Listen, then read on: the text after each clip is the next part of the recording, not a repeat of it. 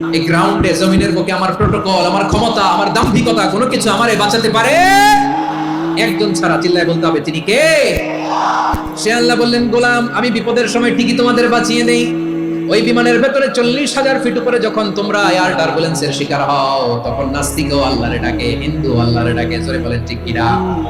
আবার বিমানটা যখন শান্ত হয়ে যায়, একটু পরেই বিমানের স্ক্রিনের মধ্যে হিন্দি সিনেমা খোঁজে। বিমানটা শান্ত হলে আবার হিন্দি সিনেমা দেখা শুরু করে। একটু আগে ডাকছিল কারে? কারে?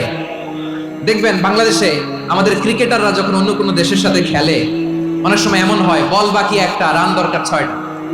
বল বাকি কয়টা? রান দরকার। আপনি দেখবেন ক্যামেরাম্যান তখন গ্যালারিতে খালি দেখায় দর্শকদের যে কি অস্থিরতা। হিপ হপ স্টাইলের মেয়েটা, যে মেয়েটার ওড়না এতক্ষণ ছিল গলায়, এতক্ষণ কই ছিল, ওই মেয়েটা দেখবেন ওড়নাটা টেনে মাথায় দিয়ে এরকম মুনাজাত ধরতেছে, আল্লাহ আল্লাহ, একটা সক্কা, আল্লাহ